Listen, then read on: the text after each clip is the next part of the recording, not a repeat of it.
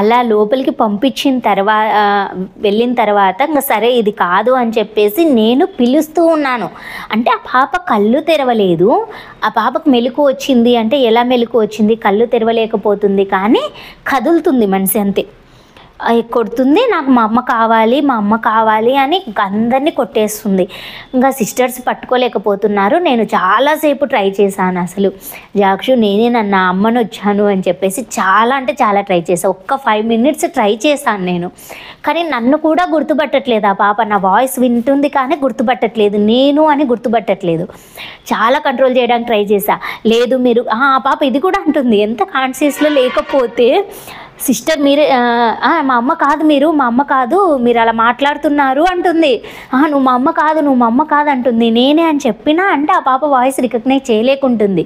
So ఇలా కాదని చెప్పేసి ఒక 5-10 minutes అలా కంట్రోల్ చేయడానికి ట్రై చేసిన తర్వాత ఒక సిస్టర్ అప్పటికే 4 పట్టుకున్నారు ఆ పాపని. సిస్టర్స్ ఇద్దరు, లేడీ సిస్టర్స్ ఇద్దరు, జెంట్స్ సిస్టర్స్ ఇద్దరు, కాళ్ళు చేతులు అంతా పట్టుకున్నారు.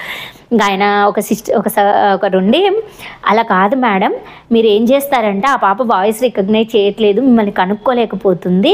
ఒక మదర్ ఫీల్ అవ్వాల్సిందే ఆ పాప. ఆ స్పర్శని ఫీల్ అయితేనే ఆ పాప కంట్రోల్ అవుతుంది. అంతకు మించి వేరే ఆప్షన్ లేదు. ఇప్పుడు ఆ పాప కంట్రోల్ అవ్వకపోతే ఇంతసేపు చేసిందంతా వేస్ట్ అయిపోతుంది, అన్ని సెలైన్స్ పీకేస్తుంది అని చెప్పేసి సరే అని చెప్పేసి నేనేం చేశాను, బెడ్ మీద కూర్చున్నాను.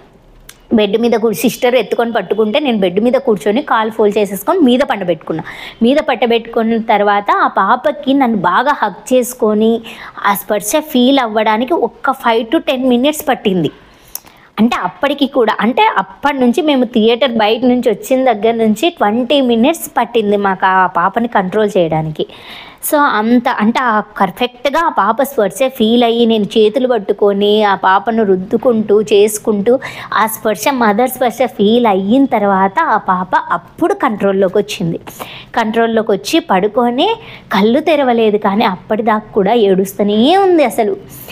అసలు ఇంకా ఎలాంటి సిచ్యువేషన్ అంటే నేను అందుకే ఈ వీడియోను ఇంత క్లియర్గా సిమ్టమ్స్తో సహా ఎందుకు చెప్తున్నానంటే ఇంకొక పేరెంట్ ఇంత బాధపడకూడదు. సో వాళ్ళకి ఈ వీడియో ఎక్స్పీరియన్స్ ఉంటే అట్లీస్ట్ వాళ్ళ పిల్లలకి ఏదైనా ప్రాబ్లం వస్తే, ఇష్యూస్ వస్తే కూడా తొందరగా రియాక్ట్ అవ్వాలి అనే ఉద్దేశంతో నేను ఇంత క్లియర్గా వీడియోస్ చేస్తూ ఉన్నానండి, పిన్ టు పిన్. అలా మేము 20 minutesకి కంట్రోల్ చేసిన తర్వాత ఆ పాప ఇంకా కొంచెం కాన్షియస్లోకి వచ్చింది కదా, కూల్ అయ్యింది, పర్వాలేదు. సో అప్పటికే నేను చాలా టైర్డ్ అయిపోయాను, ఇంకా తప్పలేదు. అండ్ బ్యాక్కి ఇంకా ఆనుకోవడానికి బెడ్ లేదు. నేను ఆల్రెడీ కూర్చున్నాను, బెడ్ అంతా కిందికి జరిపేశారు కదా. ఇంకా సిస్టర్ని పిలిచేసి ఇలా కాదు నాకు అలా ఎంతసేపు కూర్చున్నాను, 45 minutes పైనే కూర్చున్నాను, 40 minutes పైనే కూర్చున్నా. బ్యాక్ పెయిన్ వచ్చేస్తుంది. మనం ఎంతసేపు అని అలా మీద పిల్లల్ని కూర్చోబెట్టుకొని బ్యాక్ పెయిన్ వస్తుందని నేను సిస్టర్ని అడిగాను. ఇలా కూర్చోవడం కష్టంగా ఉంది. ఇక్కడ విషయం ఏంటి అంటే ఆ పాపకి ఇంకా అప్పటికి కూడా వాయిస్ రికగ్నైజ్ చేయట్లేదు. నా వాయిస్ ఆ స్పర్శని మాత్రమే ఫీల్ అవుతుంది, ఆ మదర్ ఫీల్ని మాత్రమే ఫీల్ అవుతుంది. సో నేను కదిలితే ఏడుస్తుంది. కొంచెం ఒక కాలు ఫోల్డ్ చేసుకొని మీద పండబెట్టుకొని ఇంకొక కాలు మార్చుకుందాము అని కదిలినా ఏడుస్తుంది, ఎగురుతుంది.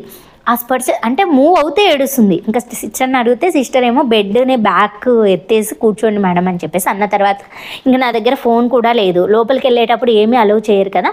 సో అక్కడే ఒక సార్ ఉంటే నేను రిసెప్షన్ దగ్గర పిలిచి అడిగాను అనమాట, నాకు ఫోన్ కావాలి, నేను మా హస్బెండ్కి ఫోన్ చేయాలి అని చెప్పేసి. అప్పటికి నేను అబ్జర్వేషన్ రూమ్లోకి వెళ్ళి ఆల్మోస్ట్ 50 minutes పైనే అయింది.